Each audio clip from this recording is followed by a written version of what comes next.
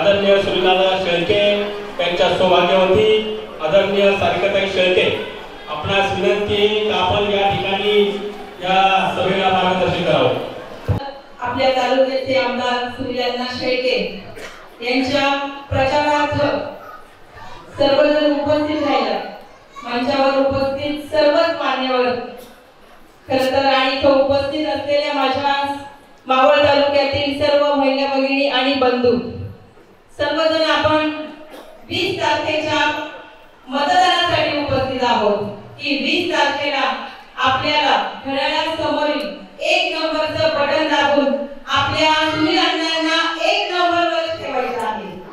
त्यामुळे माझ्या या सर्व महिला भगिनींना विनंती करेन की ज्या महिला भगिनींना त्या आंबेडकर परिवारातील माझ्या महिला भगिनी बंधू आहेत त्यांना सुनील अण्णांनी नागपूर सारख्या सहलीला रम्य सहलीला नेलं, त्याबद्दल जे काही विरोधक बोलले तर तुम्हाला मी एकच विनंती करते, या वेळेला तुम्हाला नागपूर सारख्या सहलीला नेले, पुढच्या वेळेला तुम्ही सांगत त्या सहलीला तिथल्या देवताच्या दर्शनाला तुम्हाला सुनील अण्णा नेल्याशिवाय राहणार नाही। मावळ तालुक्यामध्ये आज माझ्या वाडी वस्तीवरच्या सर्व महिला भगिनी बऱ्याच ठिकाणी बऱ्याच सहलींना गेल्यात, बऱ्याच देवदर्शनांना गेल्यात, तरी देखील आपल्या या तालुक्यातील विरोधकांनी टीका टिप्पणी केलेली आहे। पण मला एवढं सांगायचंय की हे टीका टिप्पणी या मावळ तालुक्यामध्ये अजून 5-6 दिवस होत राहणार आहे। जी काही दहशत ह्या मावळ तालुक्यामध्ये चाललेली आहे ती 5-6 दिवस होणार आहे। 20 तारखेच्या नंतर कुणालाही कुठलाही फोन या तालुक्यात येणार नाहीये, कारण की ती लोक शांत राहणार आहेत, कारण 23 तारखेला विजयाचा गुलाब हा सुनील अण्णांचाच असणार आहे।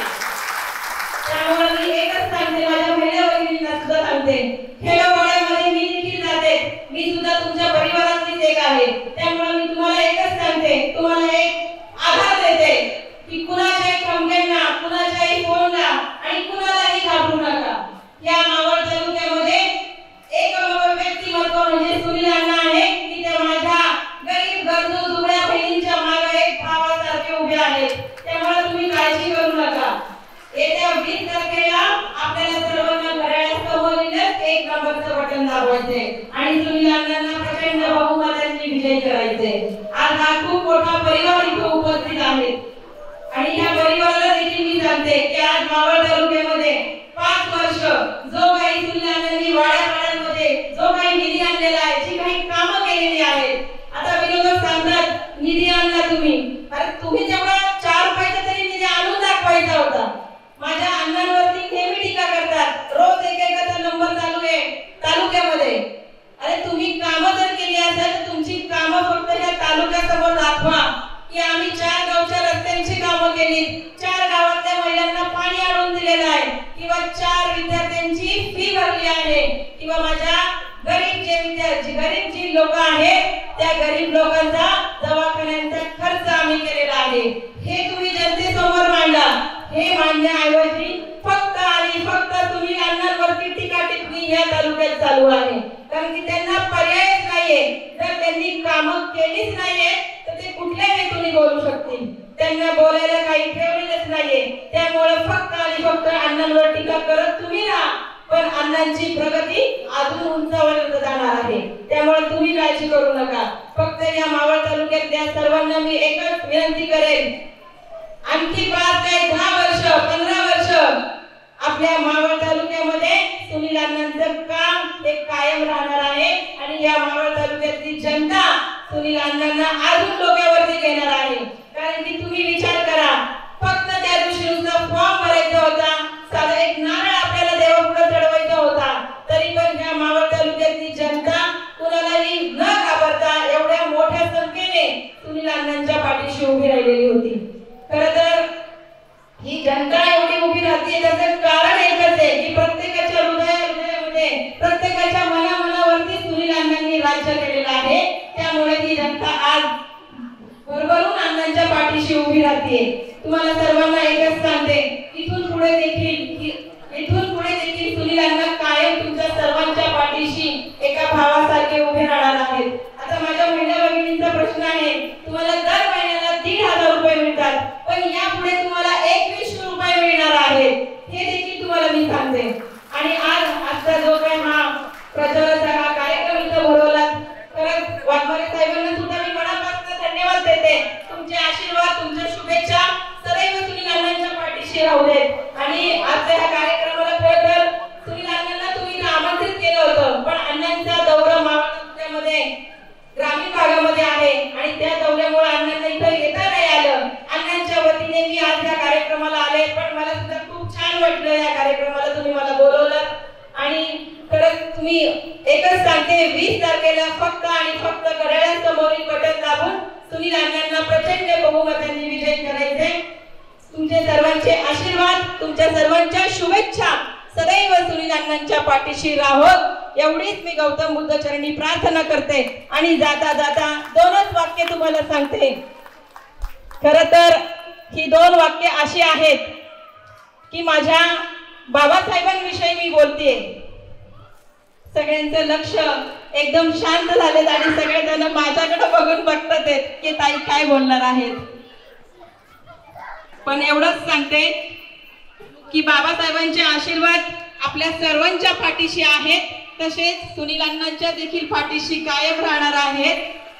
आणि थांबते. जय भीम.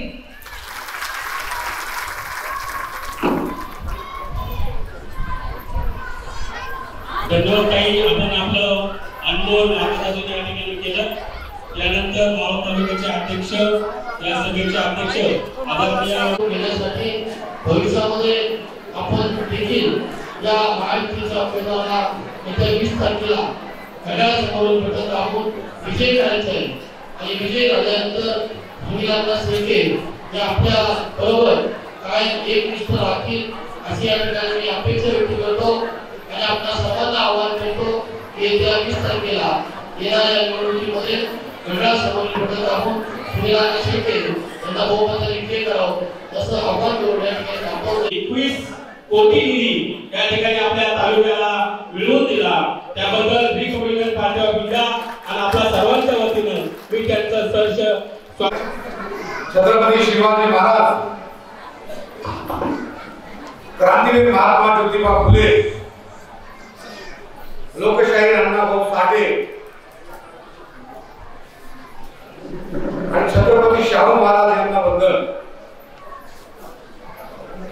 मावळ विधानसभेचे उमेदवार विद्यमान आमदार सुनील शेळके यांच्या प्रचाराकरता,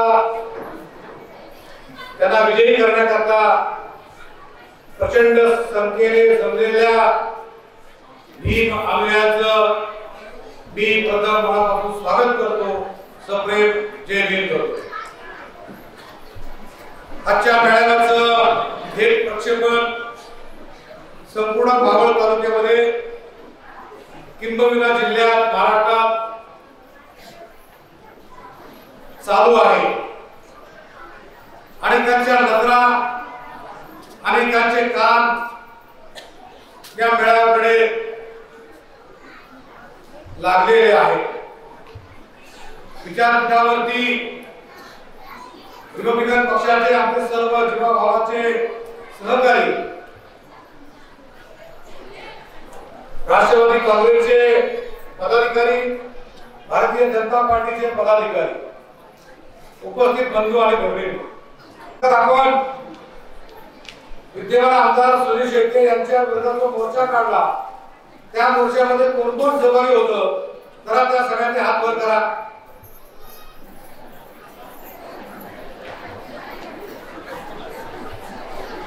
महाराष्ट्र आणि मावळ तालुक्यात तो मोर्चा पाहिला. आणि मग काही लोकांना असं वाटलं ज्यांनी मोर्चा काढला ते सुनील शेळकेंच्या जवळ जाणार नाही असं समजून ते गाफील राहिले आणि त्यांनी आम्हाला विचारण्याचं टाळलं. इतक्या प्रचंड प्रमाणामध्ये असणारा राग या समाजाचा, असणारा रोष,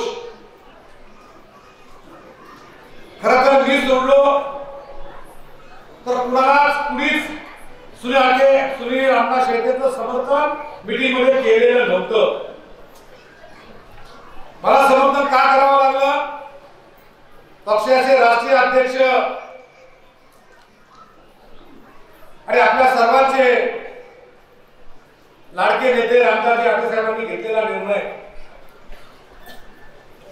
मी इतकी प्रचंड प्रमाणात नाराजी असताना आमच्या सारख्या ताईंना वाटलं असं की मोर्चा काढणारी माणसं आजच्या विजयी सभेला येतात की नाही. आमचे विठ्ठलराव शिंदे म्हणले की पुरुषांची संख्या कमी आहे, संख्या आमची हळूहळू वाढते. 15 वर्षांनी काही काळात आम्ही सोबत काम केलंय. मित्रांनो, 15 वर्षामध्ये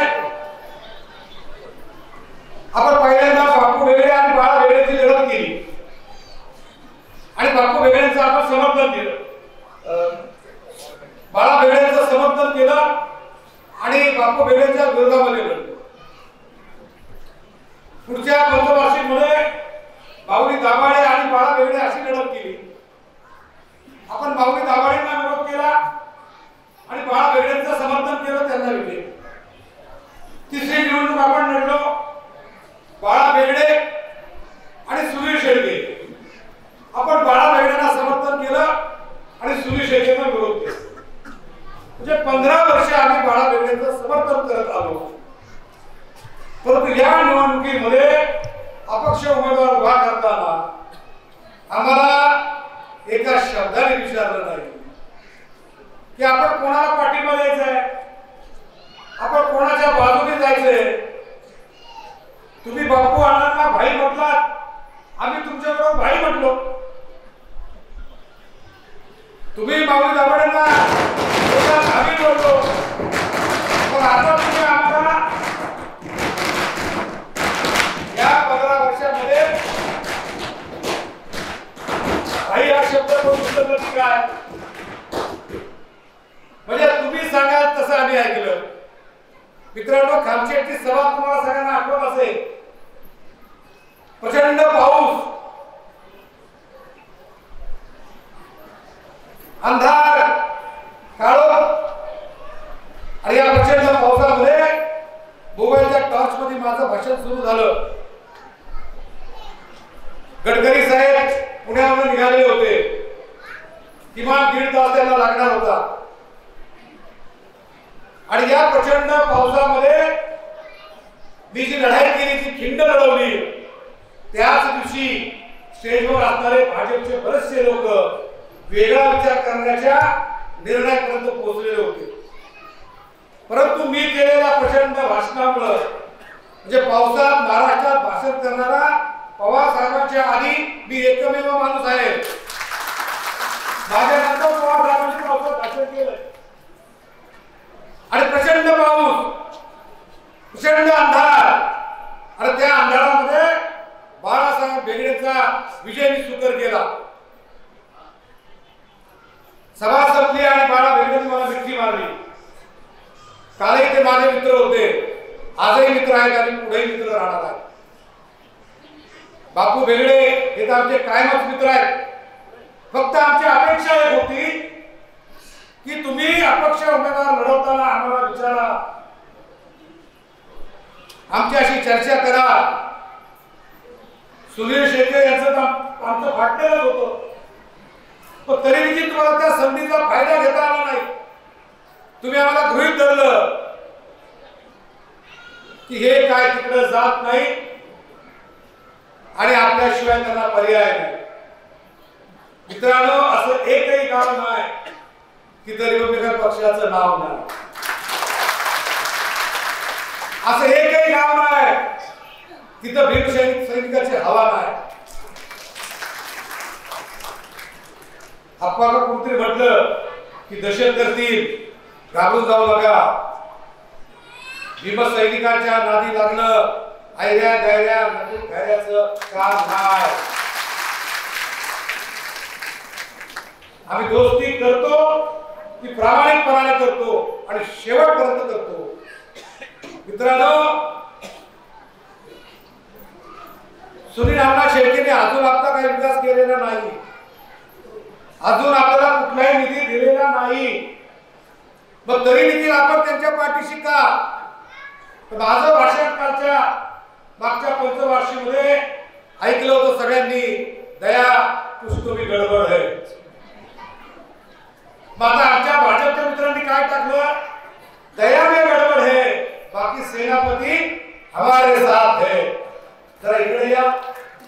सेनापती कुठे, सैन्य कुठे, इमाने इतबारे उपाशी पोटी बिमाऱ्यासाठी आम्ही काम करतो. कोणामध्ये हिंमत असेल तर संविधान बदलण्याचा ठराव आणून दाखवा. जो पक्ष असेल, जी व्यक्ती असेल, त्याला ही भीमसैनिक जनता बेचिराग केल्याशिवाय राहणार नाही. आम्ही संख्येने कमी असो, ताकदीने कमी असो, पैशाने कमी असो, पण आम्ही मनाने आणि स्वाभिमानाने श्रीमंत आहोत. त्यामुळं दया में कुछ गडबड नाही आहे. आम्हाला इतकी काळजी होती, तो माझ्या घरी घेऊन पेटी घेऊन का नाही आला? यायचं होतं ना. माझे 15 वर्षाचे मित्र आहेत, त्यांनी आज सांगा आज मी तुमच्या विरोधात आहे, मला किती नोटा दिल्या एकदा आपल्या जनतेसमोर येऊन सांगा की तुम्ही. आम्ही सक्षम आहोत. मी आमदार नाही, खासदार नाही, तरी देखील 21 कोटी रुपयाचा निधी आणला. आणि मी आमदार झालो, खासदार झालो, तर याची पडताळणी थोडी होईल. किती निधी आणणार? पण एकच आमचा मंत्री आहे, एकच आमचा खासदार आहे. अख्खा देश त्यांच्या मागे फिरतो. एक उमेदवार असा नाही, एका उमेदवाराची रॅली अशी नाही, एका उमेदवाराची प्रचार सभा अशी नाही की तिथं माझा डेळा देणार. डेळा देण्याशिवाय तुमचं स्वप्न कधी पूर्ण होणार नाही. आणि म्हणून या डेळ्याला माया लावताना प्रामाणिकपणाने लावा, स्वार्थपणाने लावू नका. सुनील अण्णा शेळकेंनी आमची दुश्मनी पाहिली, उभ्या महाराष्ट्राला पाहिली. आज हा मावळ तालुका आमची मैत्री पाहतोय, लाईव्ह पाहतोय. आम्ही मैत्री करताना मन मोकळी करतो आणि दुश्मनी करताना देखील मन मोकळी करतो. काय आमचा वाद होता? बाबासाहेब आंबेडकरांचं स्मारक एका बाजूला, जिल्हा उपरुग्णालय एका बाजूला. सुनील अण्णा शेळकेंना काही लोकांना सांगितलं की भिंत तिकडं सरळ. ज्ञानेश्वरांनी भिंत चालवली, तशीच आम्ही ती भिंत सांभाळली. ती भिंत आम्ही हलवू दिली नाही. माझ्या मुलाखती ऐका. छातीवरती गोळ्या घेऊ तर स्मारकाची 1 इंच सुद्धा जागा घेऊ देणार नाही कोणी गेला तरी. आणि आज 1 इंच सुद्धा जागा मी तुम्हाला घेऊ दिली नाही. हा तुमच्या आमच्या सर्वांचा प्रचंड विजय आहे. कारण आज सगळ्यांना असं वाटलं होतं की स्मारक होणार नाही. आमची समझोत्याची मीटिंग झाली, नगरपालिकेमध्ये मीटिंग ठरली. काही लोकांनी घाबरून वरसुलीचं एमएसबीचं गेस्ट हाऊस निवडलं. आम्हाला तर ते गेस्ट हाऊस सुद्धा माहित नाही. तिथं ज्यावेळेस आमच्या चर्चा झाल्या त्या सगळ्यांचे प्रश्न समोरासमोर आले. आणि बाबासाहेबांच्या स्मारकाला यापुढे मी विरोध करणार नाही असं सुनील अण्णा शेळकेंनी सांगितलं. माझ्या मोर्चाची पहिली माझी मुलाखत तुम्ही ऐका. बाबासाहेब आंबेडकरांच्या पुतळ्याला विरोध करा, मग तो कोणीही असो, त्याच्या विरोधात मोर्चा काढणार म्हणजे काढणारच. आणि जर तुम्ही बाबासाहेब आंबेडकरांच्या स्मारकाला पाठिंबा दिला तर मी तुमच्यावरती फुलं उधळीन, हे मी पहिल्याच मुलाखतीमध्ये सांगितलं. माझी भूमिका कधी दुटप्पी नसते आणि मला विकत घेणं तालुक्यामध्ये तरी अजून सोपं नाही. मित्रांनो, मी जे आपले ज्येष्ठ नेते माऊली दाभाडे आले त्यांचं देखील स्वागत करा. खरं तर ही व्यक्ती माझ्या अतिशय जवळची होती. सहकार क्षेत्रामध्ये आम्ही मिळून बरंच काम केलं. पण महायुतीच्या उमेदवारांसाठी आम्ही माऊली दाभाडेच्या विरोधात देखील काम केलं, परंतु कधी शब्दानं राग व्यक्त केला नाही. आपण आपलं काम करतो, आपण कामाला महत्व देतो, समाजाच्या रक्षणाला महत्व देतो, समाजाच्या संरक्षणाला महत्व देतो. आणि म्हणून आज जी जनता या ठिकाणी जी जमलेली आहे, पहा पहा हा माझ्या भीमरायाचा मळा, पहा पहा माझ्या भीमरायाचा मळा, नाचतो झेंडा निळा, नाचतो झेंडा निळा. मित्रांनो, तुमच्या मनामध्ये काही विचार आले असतील, ते विचार आज संपुष्टात आणा. सुनील अण्णा शेळकेंनी आपलं काम केले म्हणून त्यांना मत देत नाही. आता पुढे काम करायचंय. 5 वर्ष आपण त्यांच्या विरोधामध्ये लढलो, त्यामुळे निधी मागण्याचा प्रश्न आला नाही आणि देण्याचा प्रश्न आला नाही. आणि मग ही निवडणूक आपल्या दृष्टीने महत्वाची का हे सगळ्यांनी लक्षात घ्या. प्रपूजनीय डॉक्टर बाबासाहेब आंबेडकरांचं स्मारकाचं काम पहिल्या अर्धपुत्याचं मी काम केलं, ते काम पूर्ण करून शानदारपणे त्याचं उद्घाटन केलं आणि पूर्णाकृती पुतळ्याच्या स्मारकाचं आता काम सुरू आहे. 3 कोटीचं पहिलं काम आपण आपल्या हिमतीवरती केलंय, शासनाच्या निधीवरती आपण मिळवलंय आणि 3,78,00,000 रुपये मी मागच्या 15 दिवसाकरता पूर्वी मंजूर करून आणले. ना कोणाची मदत घेतलेली, आपण आपल्या ताकदीवरती मराठाच्या जोरावर आपण सगळ्या परवानगी आणलेल्या आहेत. आणि ते स्मारक पूर्णत्वाला न्यायचंय, ते स्मारक पूर्ण करायचंय. आणि म्हणून आपल्याला कोणाचाही अडथळा येता कामा नये. आणि म्हणून आपल्या पुढं ते स्मारक महत्वाचं आहे. दुसरा प्रश्न आपला महत्वाचा आहे. कार्ला बुद्ध लेणी जी ऐतिहासिक आहे, जी जगप्रसिद्ध आहे, त्या लेणीचा विकास करण्याच्या दृष्टिकोनातून माननीय मुख्यमंत्र्यांना आपण निवेदन दिलं, माननीय खासदार श्रीराप्पा बारणे यांना निवेदन दिलं आणि त्या कार्ला बुद्ध लेणीच्या विकासाकरता 10 कोटीची मागणी आपण केलेली आहे आणि तत्वता तिला मान्यता मिळालेली आहे. हे देखील तुम्हाला मी आवर्जून सांगतो. कानपाड्याला सभा झाली अजितदादांची आणि सुनील अण्णा शेळकेंची, त्या विचारपीठावरती मी होतो. सुनील अण्णा शेळकेंचं भाषण चालू होतं तेव्हा मी पोहोचलो. अजितदादांचं भाषण सुरू झालं, मी सुनील अण्णाला एक चिठ्ठी दिली, कार्ला लेणीचा विकासाचा मुद्दा मांडा, अन्यथा मी स्टेजवर उठून चाललो. मी स्टेजवर जागच्या जागी सांगितलं. सुनील अण्णा शेळकेंनी अजितदादांना चिठ्ठी दिली आणि अजितदादा म्हटले की कार्ला बुद्ध लेणीचा विकास करणं हे आमचं ध्येय आहे. इतकं त्या स्टेजवर जाऊन सांगणारा तुमचा नेता आहे. अजितदादांना सांगितलं आणि सुनील अण्णा शेळके सांगितलं चाललो, तेवढे जाऊ नका, कार्ला लेणीचा विकास, बेडसे लेणीचा विकास करायचा आहे. आज भाजे लेणीला गेल्या त्या ठिकाणी शौचालय नाही. आमच्या आई बहिणी कुठं जायचं, पाण्याची सुविधा नाही. तुम्ही एकीकडं 10 कोटी देताय, तीर्थक्षेत्राचा विकास करताय आणि बौद्धाची तीर्थक्षेत्र दुर्लक्षित करता. जर बौद्धांकडे तुम्ही कानाडोळा केला तुमचा सत्यानाश ठरला, 100% सत्यानाश होईल. आणि म्हणून मी तुम्हाला सांगतो की आज या सगळ्या जनतेसमोर सांगतो की सुनील शेळके आमदार निश्चितपणाने होणार आहे आणि त्यांचा पहिला फंड कार्ला बुद्ध लेणीसाठी काही मिळाला पाहिजे. हा घरपोच निरोप पोचवा.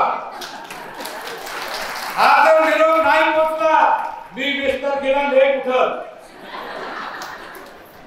गायकवाड साहेब बोलले की लवकर जा, आम्ही लवकर जाणार नाही. मी बोलतो ते करतो आणि स्पष्ट बोलतो. मित्रांनो, आता आम्ही परतीच्या प्रवासाला सुरू झालेलो आहोत आणि या परतीच्या प्रवासामध्ये समाजाचा सर्वांगीण विकास करू शकलो नाही तर आपल्या जिंदगीला कुत्र्याची उपमा दिली तरी काही नाही. तुम्ही कशा करता लागला? तुम्ही असताना कारभारीचा विकास होणार नसेल तर आत्महत्या केलेली बरी. आणि एकविरा देवीचा तुम्ही विकास करताय, आम्ही स्वागत केलंय. पण बुद्ध लेणी दुर्लक्षित ठेवणार आहे. 2500 वर्षाची 3000 वर्षाची आहे. आणि म्हणून यंदाचं मत कारला बुद्धाने दिलं. तुम्ही ज्या 20 तारखेला जाल घड्याळाच्या पाठीमागं तुमच्या समोर कारला बुद्ध लेणी आली पाहिजे. आणि कारला बुद्ध लेणीचा विकास आपल्याला 100% करायचा आहे. आणि त्याकरता माझी तुम्हाला सर्वांना हात जोडून विनंती आहे की तुमचं मत तुम्ही कोणाला दिलं याचं मी विचारलं नाही, पण यंदाचं मत कारला बुद्ध लेणीला. जर तुम्ही कारला बुद्ध लेणीला मत देणार असाल हात उंच करा आणि सगळे सांगा की यंदाचं मत हे कारला बुद्ध लेणीलाच असेल. धन्यवाद धन्यवाद. एक विजन पाहिजे. कोण किती पैसे देत म्हणून माझं त्याला मत नाही. कोण मला विकत घेते त्याला माझं मत नाही. मी तर मॉल मध्ये आहे. ज्याच्यात दम असेल तो माझी बोली लावल.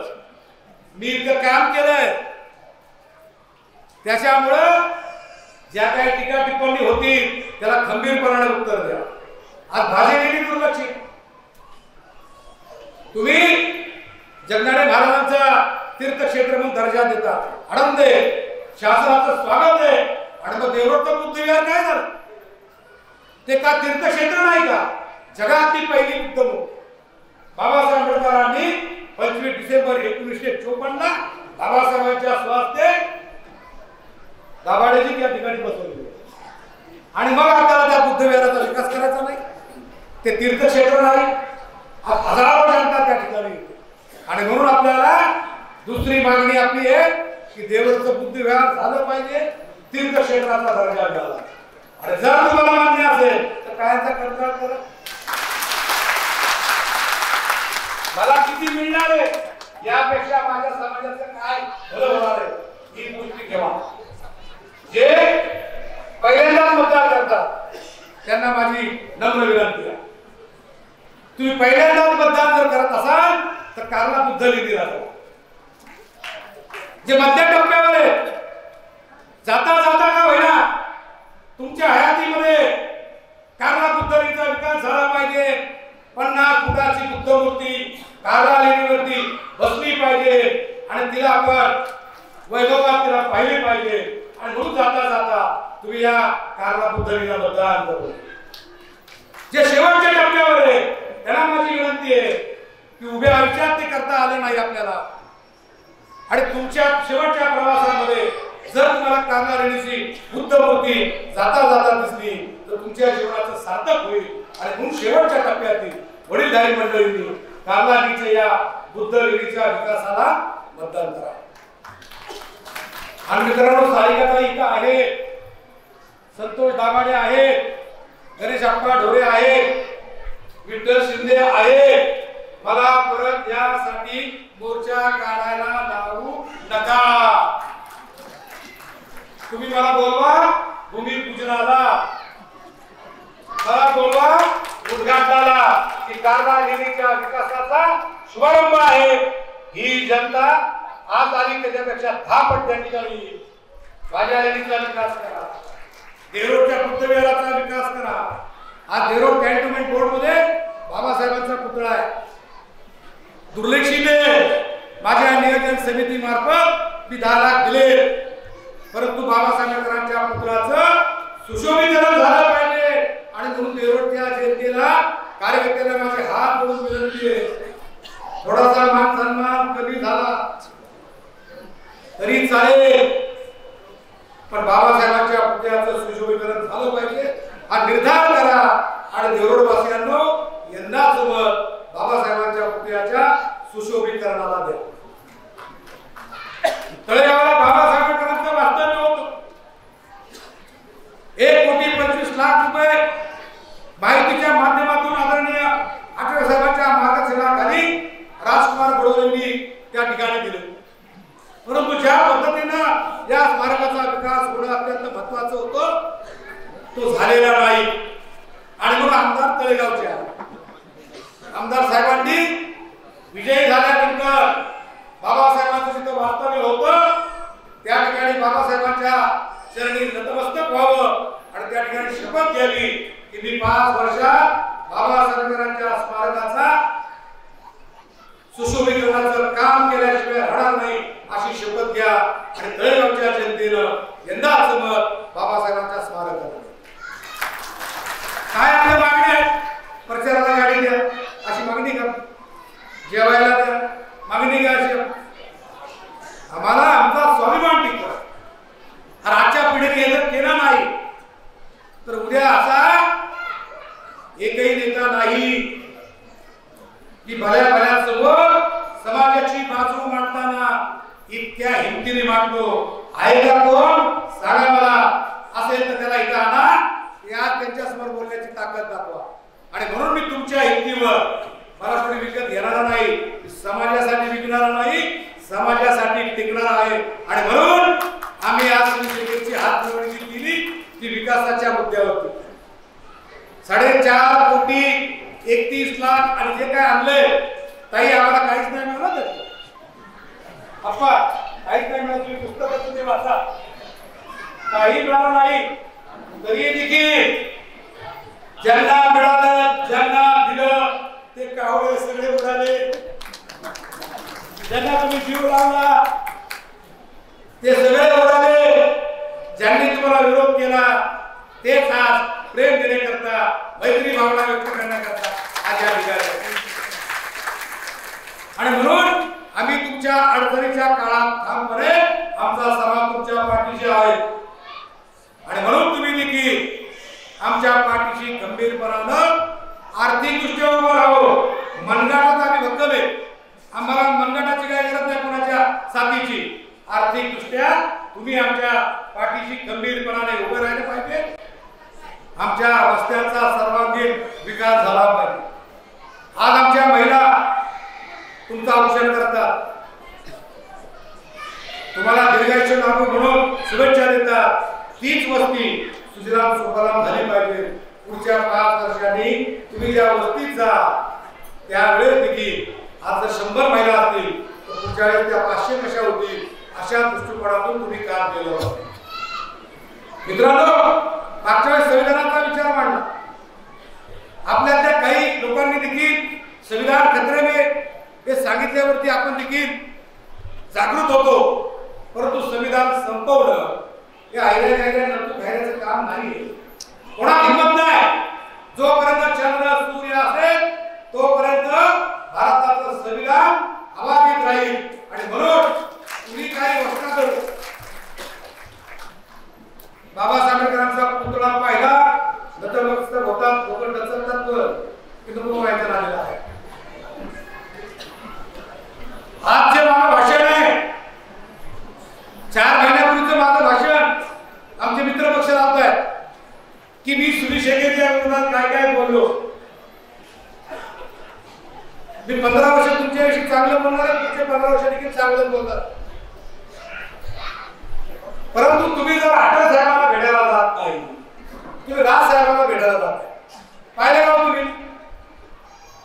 आठवले साहेब राहतात बांद्र्याला, राज साहेब राहतात दादर. मग का नाही आठवले साहेबांकडे गेले? माझं काय म्हणणं होतं? तुम्ही बारामतीला पवार साहेबांकडे गेलात कारण माझा सुप्रीम कोर्ट समाजाचा सुप्रीम कोर्ट हे रामदास आठवले आहे आणि ते समाजाचं रक्षण करतात. तुम्हाला गंमत सांगतो. देवरोड पासून ते खंडाळ्यापर्यंत ज्यांना ज्यांना पोलीस संरक्षण होतं त्या सगळ्यांचं ठेवलं. फक्त माझंच पोलीस संरक्षण काढलं. आम्ही एसपी साहेबांना प्रश्न विचारला नाही म्हणजे आचारसंहिता आहे. अरे सुनील अण्णा शेळकेच्या बरोबर चौघा आहेत ना, त्यांना आचारसंहिता नाही. आमच्या रोहाच्या लोकांना त्यांना आचारसंहिता नाही. मग मलाच काय आचारसंहिता? तर मला ही तालुक्यातली आचारसंहिता होती की मी पुढे रात्री अपरात्री फिरू नये, कोणाच्या प्रचाराला जाऊ नये, यांचं पोलीस संरक्षण काढा म्हणजे हा घडी घरी बसत. अरे माझ्या डोक्यावर निळी टोपी आहे. हे माझं सर्वात मोठं कवच आहे. त्यामुळं कुठलीही गोळी असो ती गोळी आमच्या छातीवरती धावताना अनेक वेळा विचार करतील. मी तुम्हाला एक गोष्ट सांगतो की मी लोणाच्या नगराध्यक्ष पदाची निवडणूक लढवत होतो. मी एकटाच होतो. बाकी सगळे काँग्रेस, राष्ट्रवादी काँग्रेस आणि अखिल भारतीय सेनेचे नगरसेवक होते. काँग्रेस बरोबर आमची युती होती आणि काँग्रेस बरोबर युती असताना आम्ही काँग्रेसच्या लोकांना निवडून दिलं. परंतु राष्ट्रवादी काँग्रेस नव्याने स्थापन झाली होती. त्यांची आणि काँग्रेसची युती नसताना देखील राष्ट्रवादीच्या उमेदवाराला आणून त्यांनी काँग्रेसनी नगराध्यक्ष केलं आणि मला नगराध्यक्ष होऊ दिलं नाही. त्या दिवसापासून तालुक्यातील काँग्रेसला मी कधी येऊ दिलं नाही. ज्या तुम्ही आठवले साहेबांचं मंत्रीपद गेलं, शिर्डीला पराभव झाला, लगेच बंगल्याचं सामान बाहेर काढलं. आम्ही राजकीय वर्तुळातून काँग्रेसला बाहेर काढलं. आजचे काँग्रेस विरोधी पक्षात आहे ते केवळ आणि केवळ रामदास आठवलेमुळे आहे. ज्यावेळेस मला आमची गरज असते त्यावेळेस तुम्ही आम्हाला जवळ करता. आमची गरज संपली की आम्हाला बाहेरचा रस्ता दाखवता. आणि मग आम्ही सगळ्या लोणाच्या नगरसेवकांनी दगडी शाही आम्हाला नेलं. दगडी चाळ म्हणजे माहिती आहे का? दगडी चाळ, अरुण गवळी सगळे नगरसेवक त्या ठिकाणी बसवले. खडूशेठ जाधव हे माझ्या बरोबर होते. आम्हाला काजू बदाम सगळं दिलं. परंतु ते काजू बदाम खाण्याची सुद्धा इच्छा होत नव्हती. कुठून गोळी, कुठून चप्पली, कुठून तलवारी या भीतीने आम्ही गप्प होतो. समोरच्यांनी डोळे वटारले. आम्ही ताटातले काजू बदाम संपवले. नाही खाल्लं तरी गोळी, खाल्ले तरी गोळी. मग असं म्हटलं की खाऊन मरावं. दाभाडे सरकारचं तुम्ही कधी गेला तरी नाही विचारा. आणि मग आम्ही एक एक मजल्यावरती गेलो. खाली मी एकाला बोललो जय भीम. त्याने 4-5 जणांना सांगितलं आपलं आहे. तरी सगळ्या मजल्यावरती निरोप दिला की आपलं लेकरू येतंय. जीवाला धागा फटका होता कामा नये. मला सगळ्यांनी सुरक्षित आणि मुलीच्या समोर नेलं. सगळे नगरसेवक बसले. प्रत्येकाची मुलाखती झाल्या. अरुण मुली मला विचारलं की तुमचे नगरसेवक किती आहे? मी म्हणलो एकटाच आहे. अरे कसा नगराध्यक्ष होणार? मी म्हणलो मी निश्चितपणे नगराध्यक्ष होणार आणि तुम्हाला पेढे द्यायला येणार. हे बोलताना कपडे घामावून झाले होते. हा कुठला मोठा कशाला बोलायचं? सगळे नगरसेवक खुशीत होते. एकतर नगराध्यक्ष पदावर मागा, नाहीतर शेवाबाई नाही यांच्या घरी येईल. लोणावळ्यामध्ये खरं सांगत नाही, खोटं सांगत. ॲम्ब्युलन्सचा आवाज नाही आला तरी असं वाटायचं की वाघमारीची बॉडी आहे. सगळ्या नगरसेवकांचा परेड झाली. प्रत्येकानं अरुण गवळीच्या पायाला हात लावला. जोरात जय शंभू नारायण म्हटले आणि मागे गेले. जब माझा नंबर आला मी अरुण गवळीच्या पुढे उभा राहिलो. दोन्ही हात जोडले आणि जोरात जय भीम म्हटलो. मी जय भीम म्हटल्या अरुण गवळीच्या पापण्या खाली लावल्या. सगळ्या नगरसेवकांनी तुम्ही बाहेर जा. मला एकट्याला ठेवला. सगळे म्हणजे आता दरवाजातून कानसा घेत आहेत. ठोकाठोकीचा आवाज येतोय का? अरुण गवळी मला म्हणाला या दगडी चाळीतून तुम्ही सुरक्षित बाहेर जा. हा अरुण गवळीचा शब्द आहे. आणि मग सगळ्यांना बोलवलं आणि मला बोलवलं. त्यांना सांगितलं की लोणाच्या नगराध्यक्ष पदावरती रिपब्लिकन पक्षाचे सूर्यकांत वाघमारे हे बिनविरोध निवडून आले पाहिजे. आणि बोलताना अरुण गवळी काय सांगितलं नाही की भीमशक्तीच्या विरुद्ध लढण्याची ताकद अरुण गवळीच्या मनगटामध्ये नाही. हे अरुण गवळीने सांगितलं. आज सगळे नगरसेवक जिवंत आहेत. त्यांना विचारा आणि मी गावाच्या नगराध्यक्ष पदावर 125 वर्षानं बौद्ध समाजाचा मी पहिला नगराध्यक्ष झालो. आणि म्हणून आमचं मनगट हे भल्या भल्याला कापवतं. छत्रपती शिवाजी महाराजांनी एकदा पंगत बोलवली. शिवाजी महाराजांच्या पंक्तीमध्ये सर्व जाती धर्माचे सरदार होते आणि त्यावेळेस पूर्वाश्रमीचे आपले देखील सरदार होते. आणि त्यावेळेस शिवाजी महाराजांच्या समाजातल्या सरदारांनी विरोध केला की महाराज तुम्ही आम्हाला कोणाच्या पंक्तीला बसवताय. शिवाजी महाराजांनी क्षणाचाही विचार न करता शिवाजी महाराज म्हणाले ज्याच्या मनगटामध्ये ताकद आहे आणि माझ्या सोबत लढण्याची हिंमत आहे तो कोणत्याही जातीचा असो तो माझ्या पंक्तीला बसेल. आणि म्हणून आज आपल्याला सगळेजण विचारतात, भाजपवाले विचारतात, अपक्षवाले विचारतात, राष्ट्रवादीवाले विचारतात, सेनेवाले विचारतात का आपण आपल्या मनगटातील ताकद भरभक्कमपणाने बनवली. आणि म्हणून तुमच्या डोक्यामध्ये एकच विचार ठेवा. तुम्हाला कोणी सांगेल माझी भाषणाची क्लिप दाखवती आपण मोर्चा काढला चिंतपणानं काढतो. ज्यांच्या विरोधात मोर्चा काढला त्यांच्याशी आम्ही समझोता केला. का समझोता करण्याची वेळ आली या प्रश्नाचं उत्तर आहे का कोणाकडे? ज्यांच्याशी 15 वर्ष मैत्री केली त्याचा एकही मित्र बाबासाहेबांच्या स्मारकासाठी आमच्या खांद्याला खांदा लावून आला नाही, आमच्या सोबत लढला नाही. कसं त्यांना द्यायची इच्छा होती? अरे विरोध करणाऱ्यांनी समोर केलाय, तुम्ही मात्र आमच्या साथीला पण आला नाही. आणि मित्रांनो जर मी जो मोर्चा काढला होता तो मोर्चा आजपर्यंत जर तुम्ही पेटत ठेवला असता तर सुनील अण्णा शेळकेंनी आमदारकीचा फॉर्मच भरला नसता. पण तुम्ही त्याला गप्प बसले. सूर्यकांत भागवत त्याचा समाज करतोय, तुम्ही गंमत पाहिली, माझा आम्ही तुमची गंमत पाहिली. बिघडलं कुठं? खरं का खोटं? जर आमची गंमत बघेल त्याची गंमत बघणं म्हणजे विधानसभेच्या 20 तारखेला सुनील शेळके यांना आमदार करणं. माझा फरकामध्ये मी काही गोष्टी लपवत नाही. मित्र म्हणून आम्ही तुमच्याकडे अपेक्षा केली, काय चुकलं?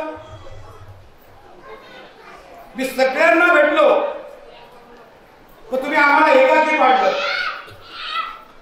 आम्ही एकटे लढतोय, आम्ही शेळकेच्या विरोधात बोलतोय.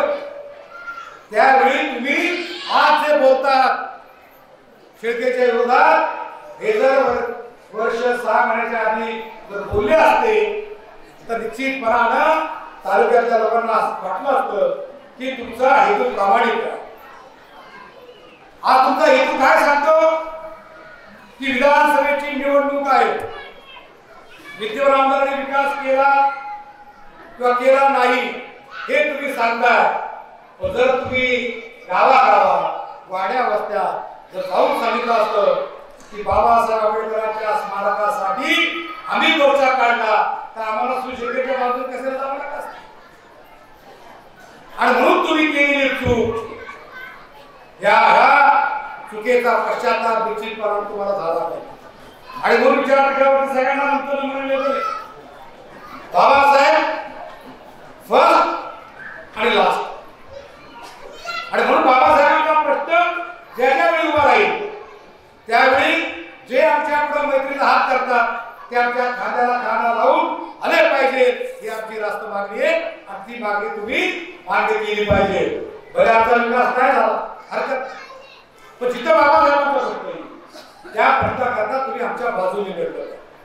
आणि आज या मावळ तालुक्यामध्ये निर्णायक मुद्दे आपली मेळावा कसा घ्यावा हे देखील गुरुदत्त मंगल कार्यालय तालुक्याला सांगतोय. मेळावा घ्यायचा तारखेसारखा घ्यायचा. अप्पा बरोबर ना? मेळावा घ्यायचा तो तारखेसारखा घ्यायचा. आणि म्हणून काही लोक तर म्हटले एसआरपी वाले तिकडे म्हणून हे आपल्याकडे येणार, यांना काय विचारलं नाही तरी चालतंय. सगळे आमदार तुमचे खोटे ठरले आणि म्हणून तुम्हाला समाजाच्या हितासाठी समजा आपण दोन पक्ष एक इकडे एक इकडं तोच तमाशा आपण जर दाखवला असता समाजाचा विकास कधी करणार आणि समाजाचा विकास हेच मुख्य उद्दिष्ट आहे आणि म्हणून आम्हाला आज आदरणीय आठवले साहेबांच्या नेतृत्वाखाली आम्ही काम करतो। आज केंद्रामध्ये 15 वर्ष सलग 10 वर्ष आठवले साहेब मंत्री आहेत आणि म्हणून या मंत्रिपदाचा लाभ घेण्याकरता उद्या 20 नोव्हेंबरच्या नंतर महायुतीची सत्ता येणार आहे आणि या सत्ता येताना निश्चितपणे आपल्या समाजाचा सर्वांगीण विकास होईल। सारिकाताई माझी नियोजन समिती ही दादांनी दिली। कशी दिली? दादांनी मला मीटिंगला बोलवलं। दादा म्हणाले की तुम्ही भारतीय जनता पार्टीचे मैत्री आहात म्हणलं तुम्ही कशाला आम्हाला बोलवलं नाही आमच्याशी मैत्री करा।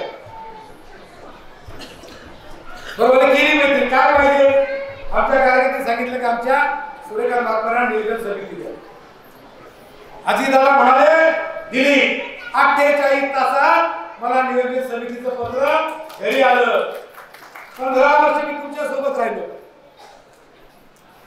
नियोजन बी नाही समिती बी नाही फक्त तुम्ही भाषण करा हा असा तो तसा एवढंच बोला जे काही मिळेल ते आम्ही घेऊ आणि म्हणून अजितदादांच्या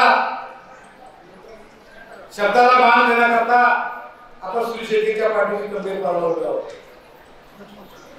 परत राष्ट्रवादी सगळ्यांनी अजितदादांना निरोप द्या की आम्ही तुमचं काम करतोय नाहीतर निवडून आल्यावर पहिली नियोजन समिती आमची जाईल असं काय करू नका।